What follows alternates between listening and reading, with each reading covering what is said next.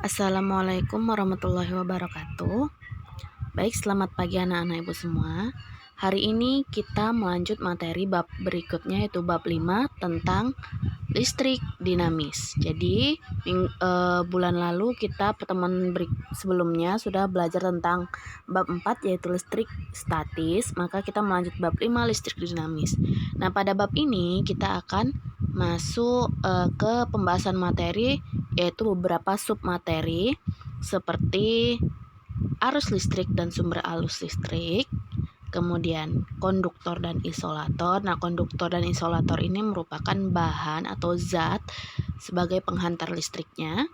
Kemudian ada dikenal nanti hukum Kirchhoff, kemudian ada hukum Ohm, kemudian rangkaian listrik berupa rangkaian seri dan paralel, sumber energi listrik dan daya listrik, serta upaya penghematan listrik.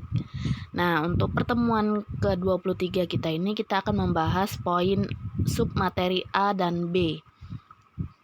Baik, yang pertama arus listrik. Nah, arus listrik itu adalah banyaknya muatan listrik. Nah, kemarin kita udah sempat membahas tentang muatan listrik kan? Maka arus listrik itu adalah banyaknya muatan listrik yang mengalir dalam suatu penghantar persatuan waktu. Nah, jika diperumuskan, dia di sini ada rumus segitiga, rumus segitiganya atau segitiga rumus. Sementara ini adalah rumus arus listrik. Jadi, arus listrik itu disimbolkan dengan huruf I besar. I itu kuat arus listrik, satuannya ampere atau simbolnya A. Q itu muatan listrik, simbolnya C. C itu kolom. T itu sama dengan waktu, satuannya S atau sekon. Nah, jadi di sini kalau ditanya I sama dengan Q per T. Nah, kita lihat di sini di segitiga rumus. Jika ditanya I maka tutup bagian kotak merah, makanya rumusnya Q per T. Sementara kalau ditanya Q, maka tutup Q-nya, jadinya ini ingat ya, kalau tanda garis mendatar berarti per, garis tegak berarti dikali. Maka ketika ditanya Q, Q sama dengan I dikali T. Ditanya T, maka tutup T-nya.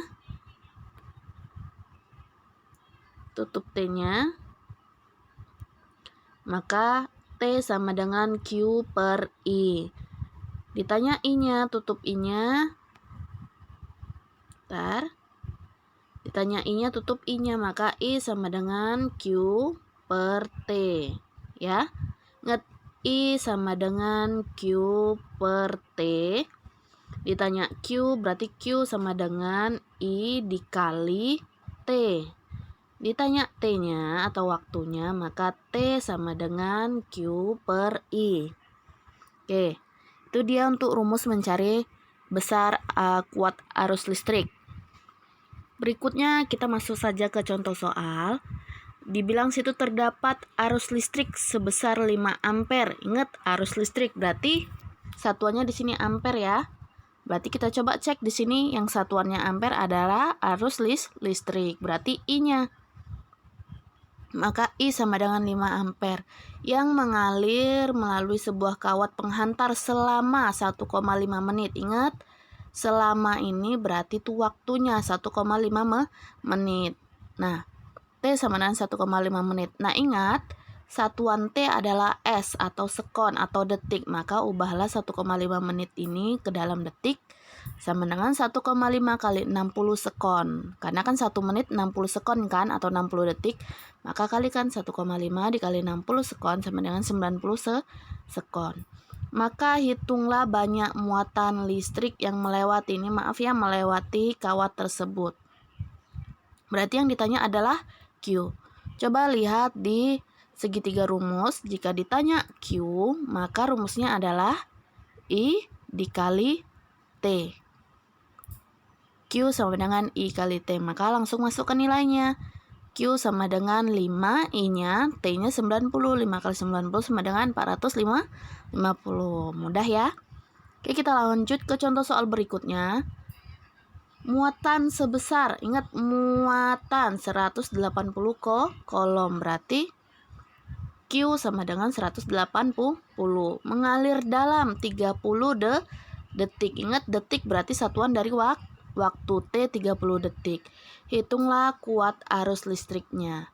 Maka yang ditanya I-nya. Nah, ketika kita pakai segitiga rumus, tutup ditanya I-nya tutup, maka rumusnya Q per T kan? Maka I sama dengan Q per T sama dengan 180 per 30. Dapatnya adalah 60 ampere. Maaf di sini salah ya. Ini 6 ampere, bukan 60, tapi 6 ampere. Oke.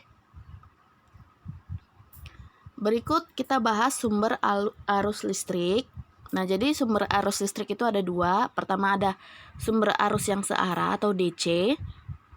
Kemudian ada yang sumber arus yang bolak-balik atau AC, alternating current.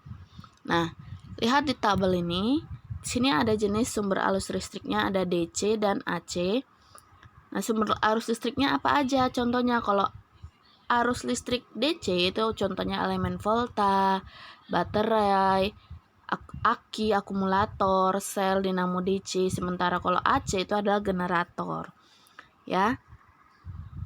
Kita lanjut ke konduktor dan isolator. Nah, konduktor itu apa, Bu? Konduktor adalah bahan yang mampu menghantarkan arus listrik dengan baik. Sementara isolator adalah bahan yang sangat buruk dalam menghantarkan arus listrik. Jadi yang bagus untuk menghantarkan listrik itu adalah namanya konduktor, sementara yang bersifat tidak baik adalah isolator atau kurang baguslah mutunya. Nah, contoh konduktor itu apa? Contoh konduktor itu ada timbal, baja, emas, tembaga, dan perak. Juga ada air laut. Loh, Bu, air di sini adalah contoh dari isolator, Bu. Ingat, jika air biasa maka dia contoh dari isolator, tetapi jika air laut dia termasuk konduktor. Ingat, air yang memiliki sifat garam atau asin memiliki berupa konduktor. Contohnya air laut, air seni atau air pipis itu juga sebagai konduktor yang baik untuk mengantarkan listrik. Jadi air yang asin itu bisa mengantarkan listrik ya. Makanya jangan sembarangan pipis, nanti kena kesambung ke misalnya ada kabel yang putus gitu, kena air pipis kalian atau kena air garam atau kena air laut, itu bisa mengantarkan listrik, jadi bisa kesetrum. Nih, dia umumnya kalau konduktor itu adalah bahan-bahan logam ya. Seperti itu. Sementara isolator itu misalnya air, plastik, styrofoam, gelas, seperti itu.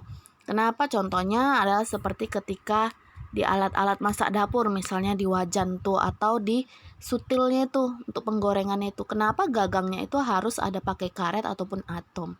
Karena agar panasnya itu tidak merambat ke tangan kita atau ke kulit kita. Jadi dia ibaratkan pembatas lah, penghambat panas itu untuk nyampe ke tubuh kita, seperti itu. Oke, baik anak-anak, itu saja yang dapat Ibu sampaikan. Lebih kurangnya Ibu mohon maaf. Silakan setelah ini kalian buat catatan ringkasannya ya. Ibu akhiri dengan Assalamualaikum warahmatullahi wabarakatuh.